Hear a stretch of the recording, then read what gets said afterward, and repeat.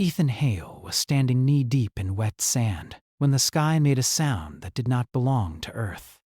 It was not loud at first. It was more like a deep pressure, the kind that made the air feel heavy inside his chest. Ethan paused, his hand resting on the metal case of tools beside him, and looked up. The evening sky above the coast was turning orange, the sun already half hidden by clouds.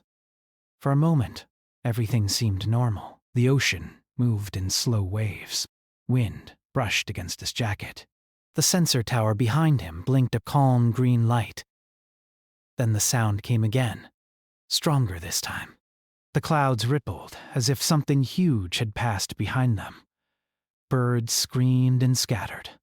The green light on the sensor tower flickered and turned red. Ethan swore under his breath. "Great," he muttered. "Just what I need." He was not supposed to be here this late. His job was simple in theory. Maintain environmental sensors along the coast and report failures. In reality, it meant long hours, bad weather, and equipment that broke the moment you trusted it. He had taken the extra shift because someone else had called in sick, and because overtime pay helped cover rent. Another low rumble rolled through the air.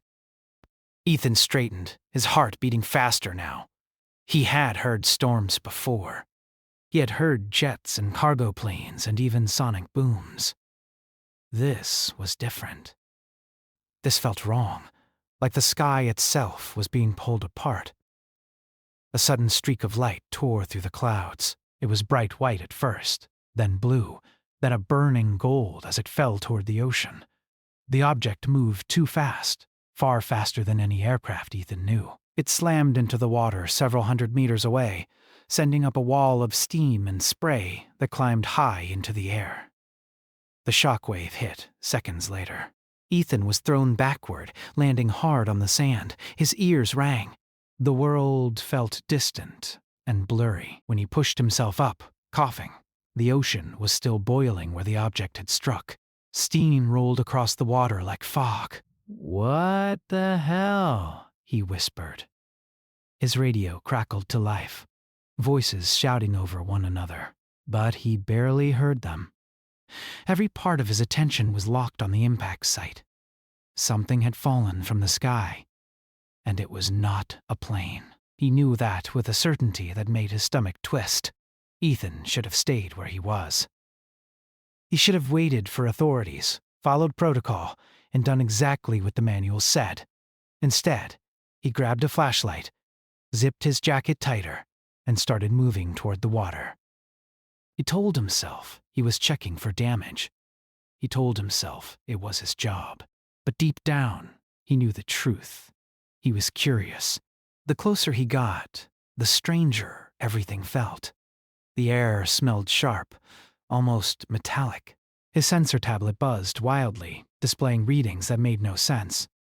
Radiation levels spiked and fell in strange patterns, but not in a way that suggested danger. It was like the environment itself was confused. Something dark rose above the waves. At first, Ethan thought it was debris. Then it moved. The object floated, smooth and curved, its surface reflecting the fading light. It looked like metal, but not like any metal he had seen before. There were no sharp edges, no visible seams.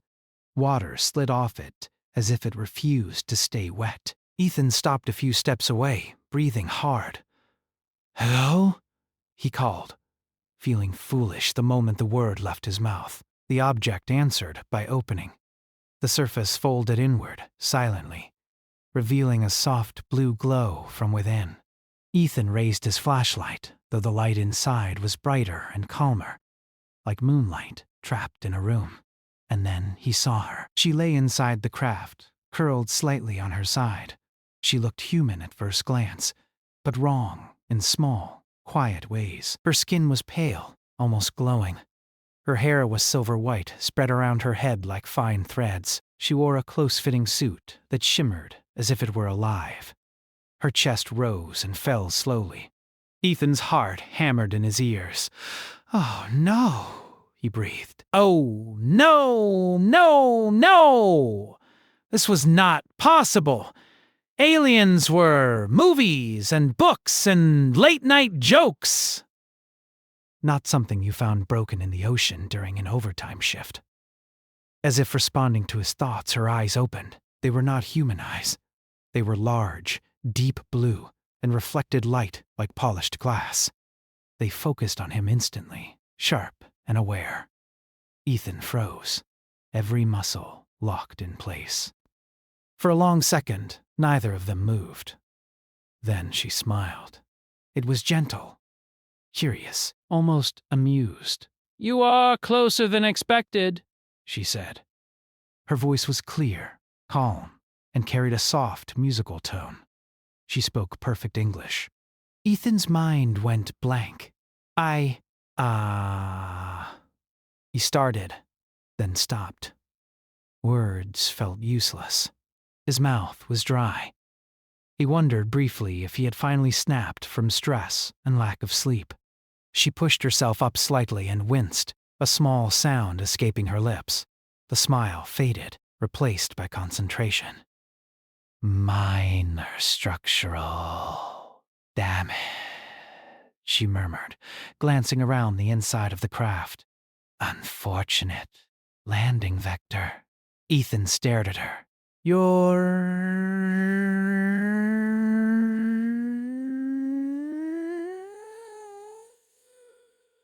"Yes," she replied, looking back at him. "That is how communication works." She studied him openly, her gaze moving from his face to his jacket, his boots, the sensor tablet hanging at his side. Her eyes were sharp, intelligent, and intensely focused. After a moment, her smile returned. "You are my favorite discovery on this planet," she said. Ethan blinked. I'm sorry," he said. "You're what?" She tilted her head slightly, as if considering how to explain. "Of all the humans I have observed," she said, "you are the most interesting one I have met so far." Ethan let out a short, nervous laugh. That's a joke, right?" he said. "Because if this is a prank, it's a really expensive one." She frowned faintly. "Humor noted," she said. "But no, this is not a joke." She shifted again, trying to stand, but her legs trembled. Without thinking, Ethan stepped forward and reached out. "Careful," he said. "You look hurt." The moment his hand touched her arm, he felt a strange warmth, not hot, but comforting. Her skin was smooth and firm, not fragile at all. She looked down at his hand, then back at his face. "You react instinctively," she said softly, "even when afraid." "Well," Ethan replied, forcing a shaky smile, "I've always been bad at thinking things through." She seemed to like that. Her smile widened just a little. "My name designation is Lyra," she said. "I am a reconnaissance specialist, Ethan," he said automatically. Ethan Hale. "I fix sensors. I was supposed to be home an hour ago." "Your role is acceptable," Lyra replied. "Your timing is excellent." Sirens wailed in the distance. Ethan stiffened. "People are coming," he said. "A lot of them." "Yes," Lyra said calmly. "I detected the response networks activating." She looked past him toward the shore, where lights were beginning to appear. "This planet reacts loudly to uncertainty," she added. "That's one way to put it," Ethan said. He hesitated, then asked the question that had been building in his chest since the moment he saw her. "Are you here to invade us?" Lyra looked genuinely surprised. "No," she said. "If that were the case, you would not be standing." Ethan swallowed. "That's good to know." She studied him again, more closely this time, as if committing him to memory. "Your species is classified as unstable," she said. "Emotionally intense, socially fragmented, technologically uneven." Ethan winced. "Wow. You don't waste time." "But," she continued, "you adapt faster than projections suggest." She gestured toward the sensor tower behind him. You maintain systems designed to protect your environment, even while damaging it, she said. You argue with one another constantly, yet respond together when danger appears. Ethan shrugged. We're complicated. Yes, Lyra said softly. That is why you are fascinating. The sirens were much closer now. Voices carried on the wind. Lyra's expression shifted, becoming serious. I cannot be found like this, she said. My presence will alter your civilization's development path. Ethan laughed again, this time with disbelief. Pretty sure that already happened. She met his eyes. I need assistance, she said, and discretion. Ethan looked at the approaching lights, then back at the alien girl standing barefoot inside a crashed spacecraft. He should run. He should tell someone. He should let professionals handle this. Instead, he took a deep breath and nodded. Okay, he said. Let's figure something out. Lyra smiled brighter than before. That smile, quiet and confident, was the moment humanity's future quietly changed. On a forgotten stretch of beach, with a tired technician who had only meant to fix a broken sensor. Ethan did not remember deciding to help her. He only remembered moving. The sirens grew louder by the second, flashing red and blue lights bouncing across the wet sand. Voices echoed from the shore, sharp and urgent. Someone shouted orders. Another voice answered back. The world was already rushing toward the crash site, loud and fast and confused. Lyra stepped out of the craft with his support, her movements careful but controlled. She did not panic. She never panicked. That alone made Ethan more nervous than anything else. This way, he said, pointing toward the rocky edge of the beach where the land curved upward into broken cliffs and abandoned service tunnels. There's an old maintenance path, hard to see from the road. Lyra followed him without question. Her bare feet touched the sand lightly, leaving shallow prints that faded almost immediately. She moved with a strange grace, like someone who had learned to walk in lower gravity. Ethan kept glancing back at her, half expecting her to vanish or do something impossible. Your biological signals are elevated, Lyra said calmly as they walked. Fear, excitement, adrenal response. Yeah, Ethan replied. That's called finding an alien in the ocean. Happens all the time. She seemed to consider that. You use humor to regulate stress, she said. It is inefficient but effective. I'll take that as a compliment. They reached the rocks just as a bright beam of light swept across the water behind them. Ethan ducked instinctively, pulling Lyra down with him. They crouched in the shadows as voices carried over the surf. I see something out there, someone shouted. Could be debris. Keep eyes open. Lyra watched the scene with focused interest.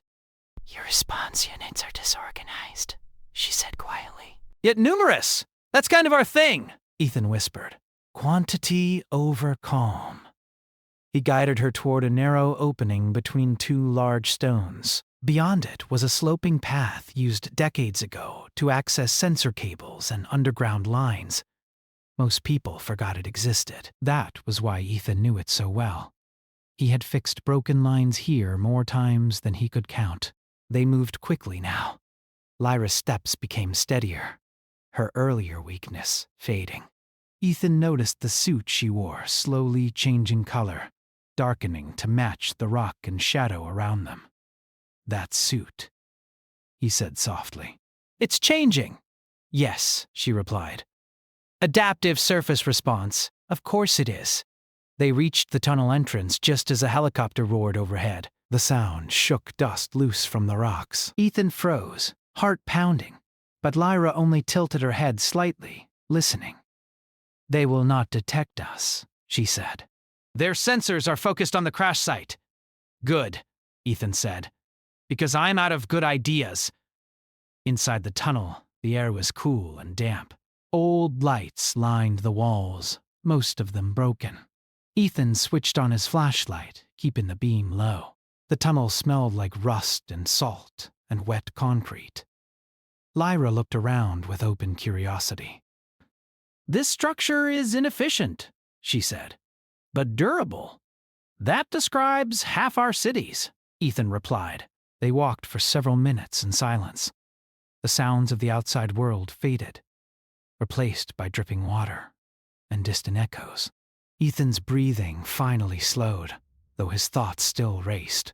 An alien, an actual alien, walking beside him like it was the most normal thing in the world. "You said you were a reconnaissance specialist," he said at last. "What does that mean, exactly?"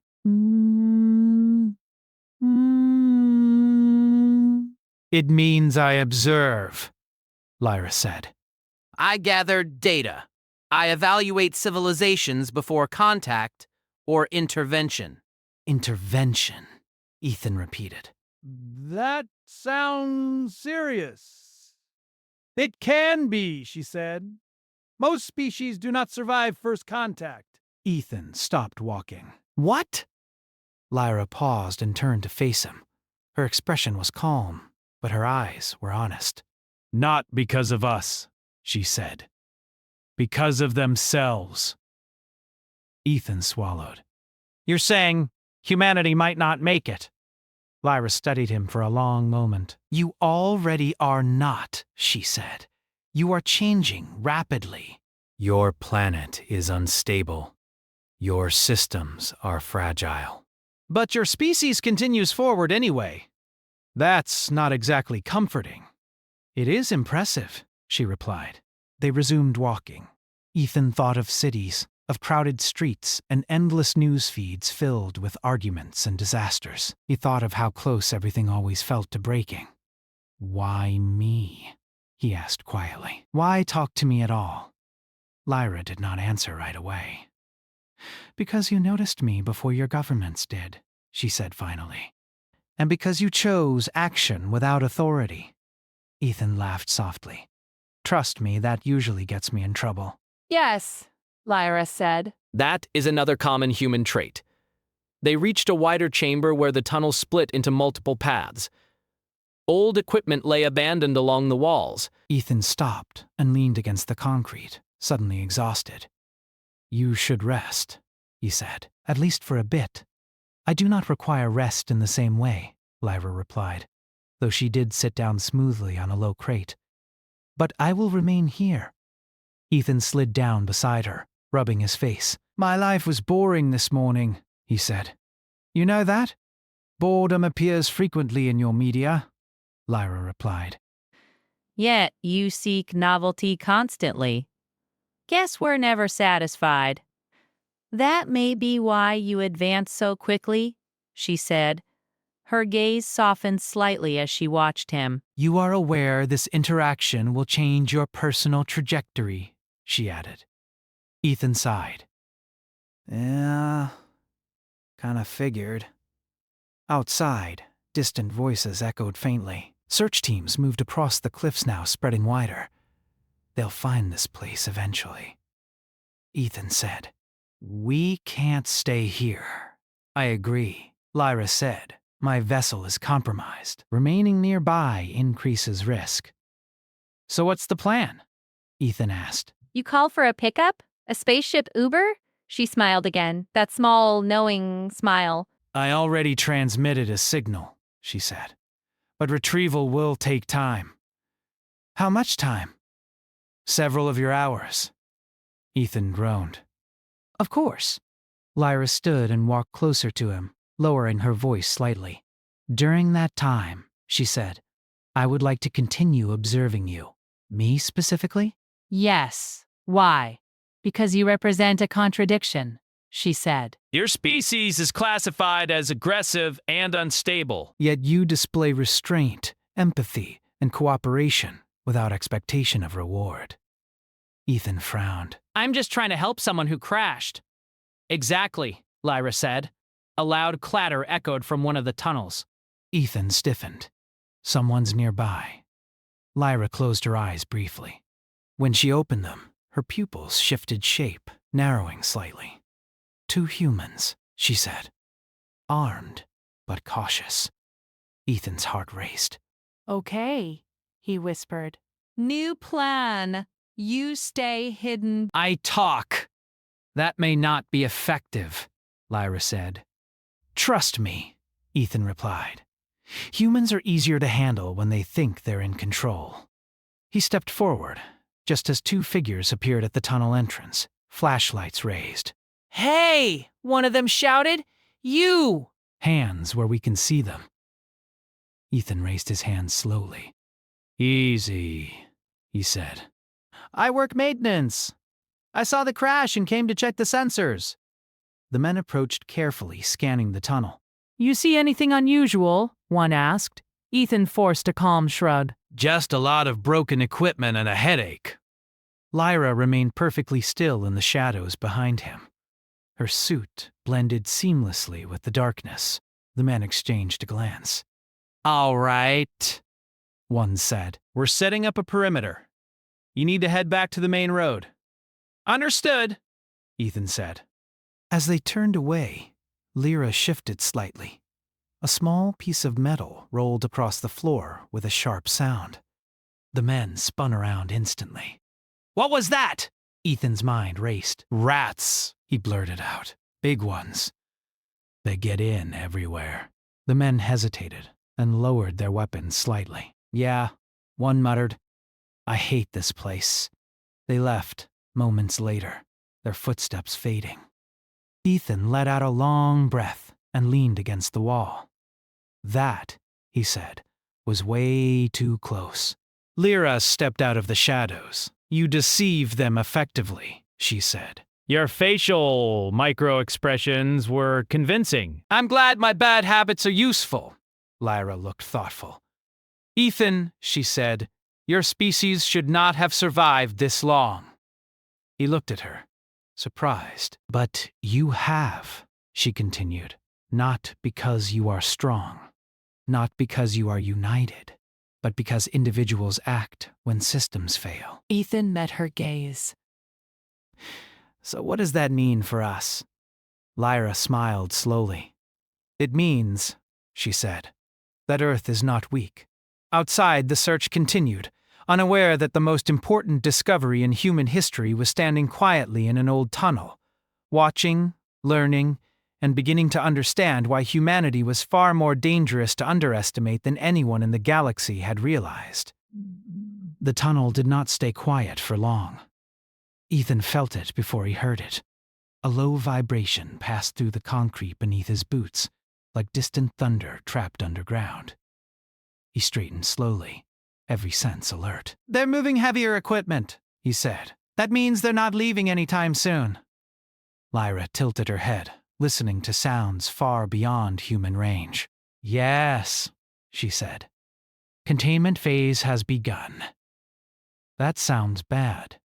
It is efficient, Lyra replied. Your species responds to uncertainty by increasing control. Yeah, Ethan said dryly. We hate not knowing things. They moved deeper into the tunnel network, away from the coast. Ethan led the way, choosing paths that avoided collapse and dead ends. He knew these tunnels well enough to navigate without signs. Years of repair work had turned them into a map inside his head. As they walked, Lyra began touching the walls lightly, her fingers brushing over cracked concrete and exposed wiring. These systems are outdated, she said. Yet they remain functional. We fix what breaks, Ethan said. Sometimes that's all we can do. That approach appears often in your civilization, Lyra replied. You do not rebuild from nothing. You adapt what already exists. Because rebuilding costs money, Ethan said. And time, and arguments. Lyra looked at him.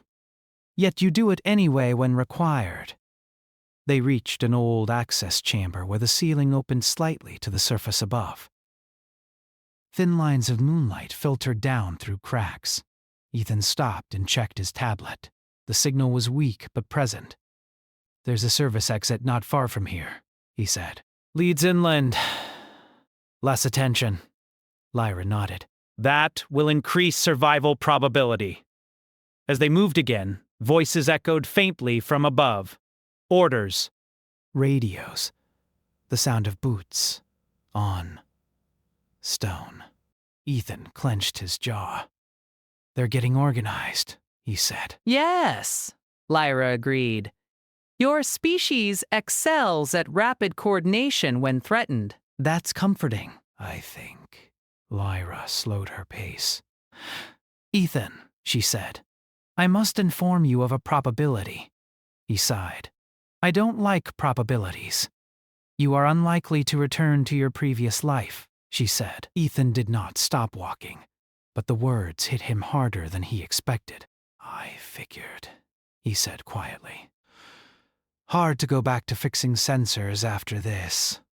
Your governments will ask questions, Lyra continued. Your involvement will be investigated. And if I lie? You already are, she said gently. Ethan smiled despite himself. Guess I'm not very good at avoiding trouble. You are very good at entering it voluntarily, Lyra replied. They reached the exit just as dawn began to color the sky.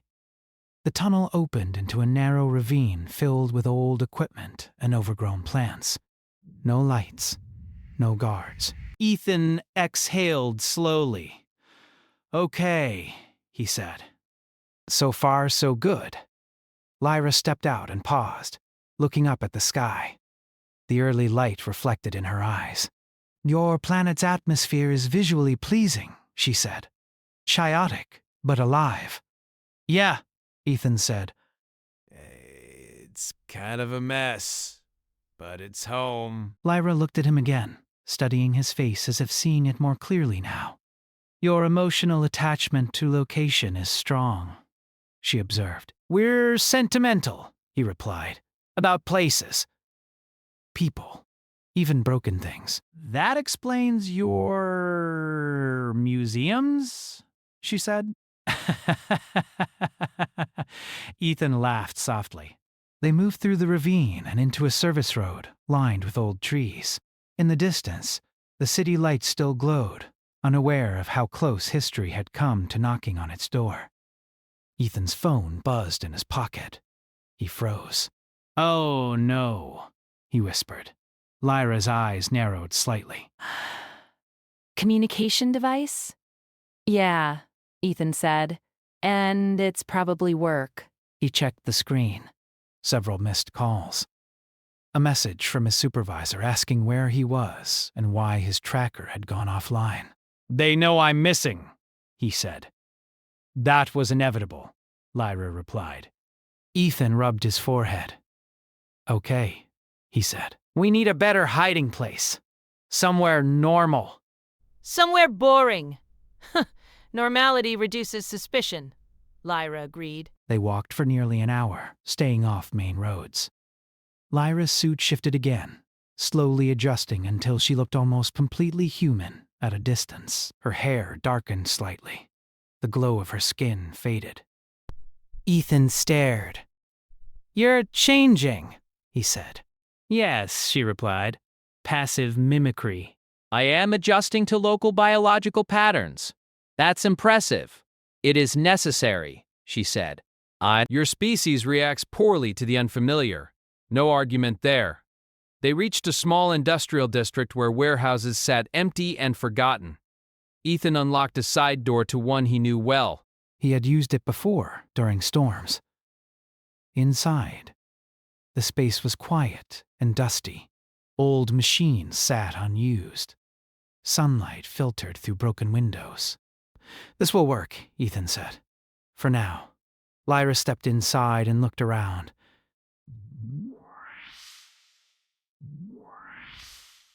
This place is abandoned, she noted. Welcome to half-hour infrastructure, Ethan said. They sat on overturned crates. Ethan finally allowed himself to relax a little. So, he said, you said you were observing humanity. How long? Lyra folded her hands in her lap. Approximately 2 of your centuries, she said. Ethan choked. 200 years? Yes. And no one noticed? Some did, she said. They were dismissed. Ethan stared at the floor. Of course they were, Lyra continued. Your species shows repeated cycles. Innovation. Conflict. Recovery. Each time you emerge altered, but not erased. That's one way to describe history. In many civilizations, she said, such cycles lead to collapse. But we keep going, Ethan said. Yes, Lyra agreed. Against statistical expectation. She leaned forward slightly. That is why higher powers are concerned. Ethan looked up sharply. Concerned how? Lyra hesitated. It was the first time she had done that. Your species does not fit standard progression models, she said. You advance technologically while remaining emotionally volatile. That sounds like a polite way of saying dangerous. It is, she said honestly. Ethan felt a chill. So what happens now? He asked. You send a report? Someone decides our fate? Lyra met his eyes. I already sent a report, she said. Ethan's stomach dropped. And it caused debate? She continued. Some believe humanity should be restricted. Others believe you should be guided. And you? Lyra was quiet for a long moment. I believe you should be left alone, she said. Ethan let out a breath he did not realize he had been holding. Thanks, he said. I think. You are not harmless, she added. But you are not evil. High praise, Ethan said. Suddenly, the building lights flickered. Lyra stood instantly. External scan, she said. You have been located, Ethan's heart jumped. Already? Yes, she said. Your tracking systems are primitive, but persistent. Outside, engines rumbled, doors slammed, voices echoed. Ethan clenched his fists. So what do we do? Lyra placed a hand on his shoulder. Now, she said, you show me something I wish to understand. What's that? How humans respond when they are cornered? She said calmly. Then I guess, he said, you're about to learn why we're still here. Outside, footsteps approached the warehouse, unaware that inside, an alien observer was witnessing the true nature of humanity, not as a united species, not as a global power, but as individuals who refused to give up, even when the odds said they should. And for the first time since arriving on Earth, Lyra felt something new. Respect. The warehouse grew quiet in a way that felt unnatural. Ethan could hear his own breathing, slow but heavy. Outside, the sounds of movement stopped. No shouting, no rushing, just silence. That's worse, he whispered. Lyra stood beside him, her posture relaxed but alert. Her eyes focused on the walls as if she could see through them. They are surrounding the structure, she said. They are attempting containment without escalation, which means they think they're in control, Ethan said. Yes, Lyra replied. That assumption is incorrect. A loudspeaker crackled to life outside. Ethan Hale, a voice called. This is a government security unit. We know you're inside. Please come out slowly with your hands visible. Ethan closed his eyes for a moment. They used my name, he said. That's fast. They accessed public and employment records, Lyra said. Your systems share information freely. Yeah, Ethan muttered. We really should fix that. The voice spoke again. Calmer this time. You are not in trouble. We just want to talk. Ethan laughed quietly. No one ever says that when they mean it. He looked at Lyra. They can't see you yet, he said. Your suit still hiding you? Yes, she replied, but not indefinitely.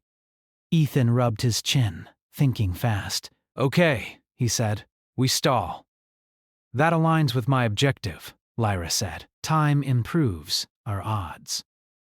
Ethan took a deep breath and stepped forward, raising his hands as he approached the large warehouse doors. He did not open them, but he made sure his shadow was visible through the dusty glass panels. I hear you, he called. I'm unarmed. I'm just a maintenance worker who got lost. There was a pause. Ethan, the voice replied. We detected unusual energy signatures near you earlier. We need you to cooperate. Ethan leaned closer to the door. Look, he said, keeping his voice steady. I fix broken sensors for a living. If there were strange readings, that's probably because your equipment is old. Behind him, Lyra watched carefully. You are intentionally downplaying significance, she said softly. That's another human survival skill, Ethan whispered back. Outside, the voices grew quieter. Ethan could imagine them debating, checking screens, comparing data that did not line up. Myra stepped closer to him. Your species excels at confusion, she said. You create uncertainty even when confronted. Trust me, Ethan replied. We're very good at that. A sudden mechanical hum filled the air. Ethan felt it in his teeth. What's that? He asked. Scanning technology, Lyra replied. Non-invasive. They are attempting to see through solid matter. Ethan's pulse quickened. Can they see you? Lyra's suit shimmered faintly. Partially, she said. My concealment is degrading. Ethan's thoughts raced. Okay, he said. Then we change the situation. He reached into his bag and pulled out his sensor tablet. His fingers moved quickly, opening maintenance menus he knew better than anyone else. What are you doing? Lyra asked. Giving them something else to worry about, Ethan replied. He rerouted power from the warehouse grid, forcing several old machines to activate at once.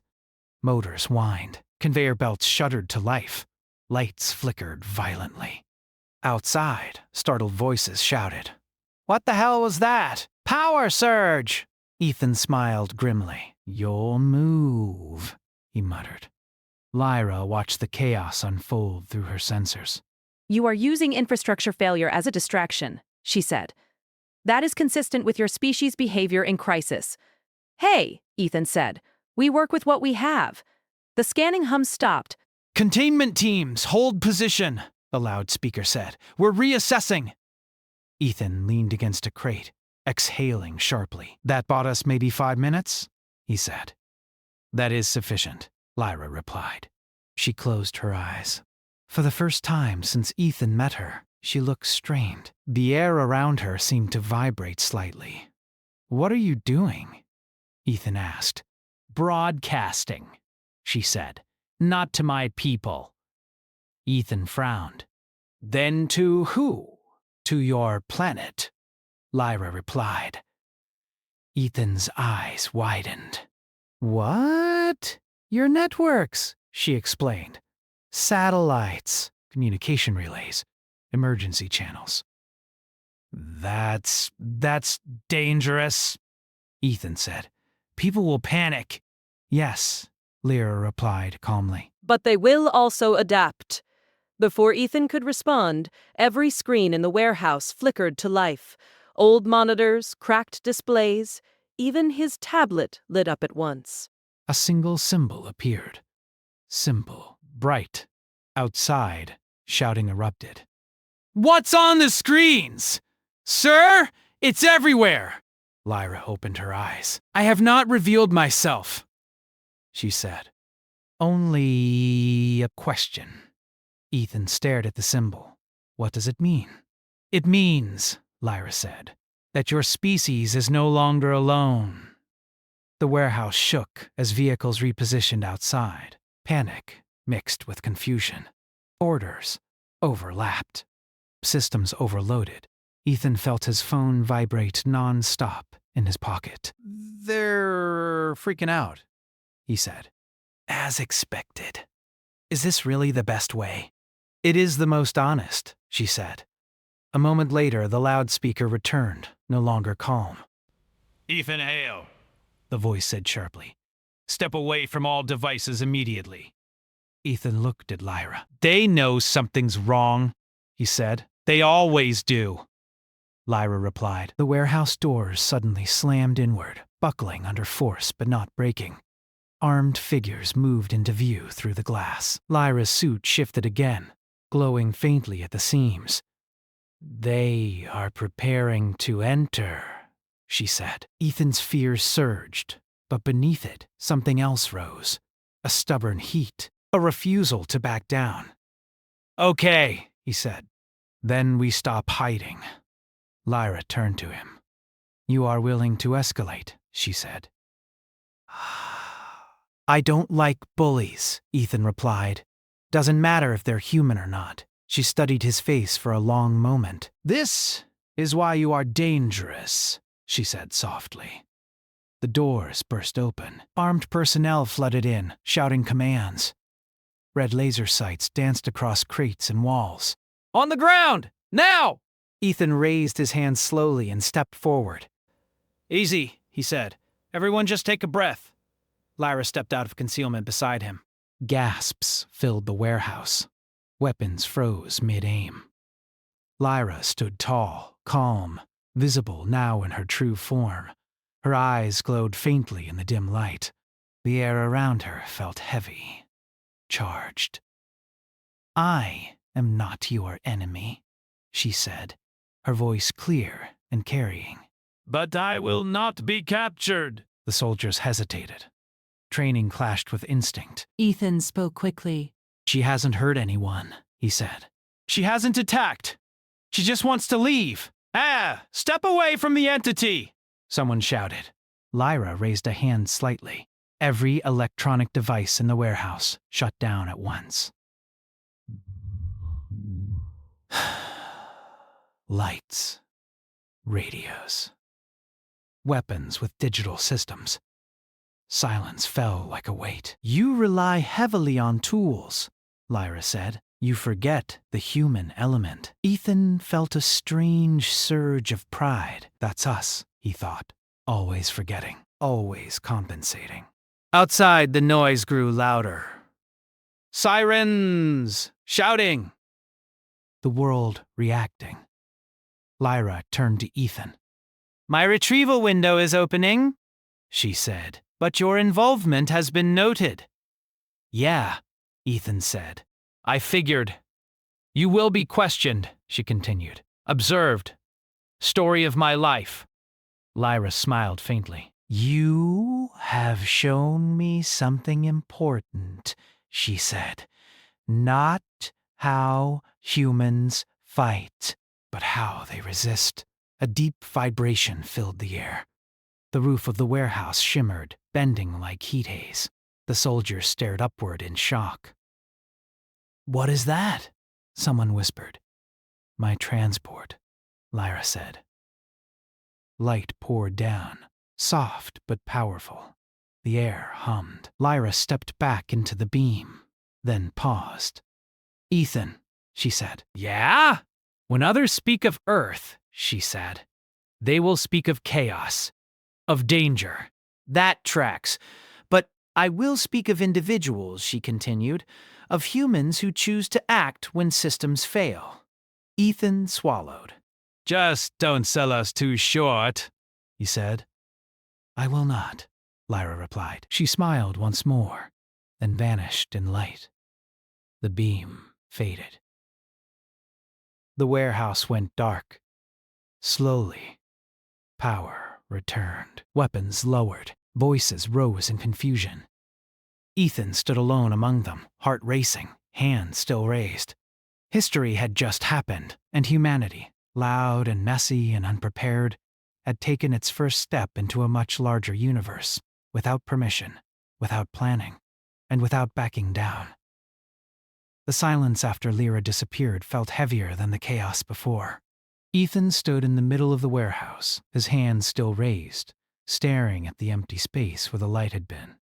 The air smelled faintly of ozone and dust. Around him, soldiers slowly lowered their weapons, unsure of what they had just witnessed. No one spoke for several seconds. Then the questions came all at once. Where did it go? What just happened? Who is he? Hands grabbed Ethan's arms, not roughly, but firmly, and guided him away from the center of the room. He did not resist. His legs felt weak, and his mind felt far away, as if part of it had gone with Lyra. They took him outside, into the cool morning air.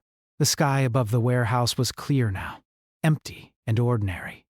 No sign of light, no sign of alien ships. Just clouds and blue. It felt wrong. Ethan was placed in the back of a vehicle and driven away. The city passed by in silence. Streets he had walked 1,000 times looked the same, yet completely different.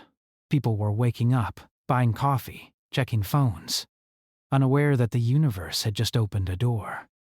He wondered how long that would last. The questioning began hours later. A plain room, a table, a chair, no windows. The people who spoke to him were calm and polite. They asked about the crash, about Lyra, about what she said, about what she did. Ethan told the truth, not because he trusted them, but because lying felt pointless now. The truth was already too big.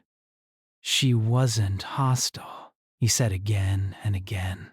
She didn't attack anyone. She just wanted to observe and leave. Some listened. Some did not. They asked why she chose him. I don't know, Ethan said. I was just there. But deep down, he did know. Days passed. News broke slowly at first. Reports of unexplained energy readings. System failures. A strange symbol that appeared briefly across global networks before disappearing. Officials denied everything, then admitted very little. The internet did the rest. People argued. Some panicked. Some laughed. Some claimed it was fake. Others said it explained everything. Ethan was released after a week, but his life did not return to normal. His job was temporarily suspended. His phone never stopped ringing. He stopped answering. He moved through the city like a ghost, watching people argue about aliens on screens while standing inches from one another, unaware that the future was already watching them back. At night, he dreamed of the warehouse, of the light, of Lyra's calm eyes. He wondered where she was now. Far above Earth, beyond satellites and signals, Lyra stood within her vessel, watching a projection of the planet rotate slowly before her. She was not alone. Others observed with her. Tall figures. Quiet minds. Ancient perspectives. Your extraction was successful, one said. Yes, Lyra replied. Your report has caused disruption, another noted. The human response is escalating.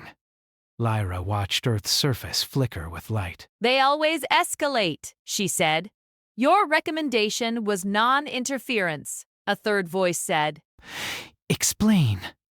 Lyra turned. Humanity does not require guidance, she said. They require time. They are unstable, the voice replied. Emotionally reactive. Environmentally reckless. Yes, Lyra said. And adaptable. Cooperative. Under pressure. Capable of innovation beyond projection. Dangerous, the voice said. Lyra nodded. Yes. Silence followed. Why do you favor them? The first voice asked. Lyra's gaze shifted to a small, highlighted point on the planet's surface. A city. A warehouse. A single human among billions. Because they do not wait to be ready, she said. They act. Back on Earth, the weeks turned into months. Governments created task forces. Scientists demanded access to data that did not exist. Militaries prepared for threats they could not define, and ordinary people kept living. They helped each other during storms. They rebuilt after disasters. They argued online and shared food offline. Humanity did what it always did. It continued. Ethan found work again, quietly, repairing systems no one wanted to think about. Water lines. Power grids! Old infrastructure holding everything together. One evening, as he worked alone on a remote hill outside the city, his tablet flickered, not with an error, with a symbol. The same one Lyra had shown the world. Ethan's breath caught. The air grew warm, calm. "Familiar! You are difficult to ignore," Lyra's voice said behind him. He turned slowly. She stood there, solid and real, her appearance closer to human now than ever before. No glow, no shimmer, just calm confidence. "Please tell me I'm not hallucinating," Ethan said. "You are not," Lyra replied. He let out a shaky laugh and sat down hard on a rock. "You can't just show up like that," he said. "Do you know how much trouble that got me last time?" "Yes," she said. "Your records are extensive." "Great." She looked around at the hills, the distant city lights. "You continued your work," she said, "despite increased scrutiny." "Someone has to keep things running," Ethan replied. "That's kind of our thing." Lyra nodded. "The debate continues," she said, "about humanity. And?" Ethan asked. "And you are winning," she said. He frowned. "Me? You," she said. "And those like you?" She gestured toward the city. "Individuals who act without orders, who protect systems they did not create, who help without certainty." Ethan was quiet. "So what happens now?" he asked. Lyra looked up at the stars. "Now," she said, "humanity is watched more closely." "That doesn't sound great." "But also," she continued, with more caution. She met his eyes. "You are no longer considered weak." Ethan felt something warm settle in his chest. "Good," he said. "We hate being underestimated." Lyra smiled. "You are still dangerous," she added. "Fair." She stepped closer. I told them you were not ready for the galaxy, she said. But the galaxy may not be ready for you. Ethan laughed softly. Yeah, he said. That sounds about right. Lyra's expression softened. You were my favorite discovery, She said again, "Not because you were exceptional, but because you were ordinary."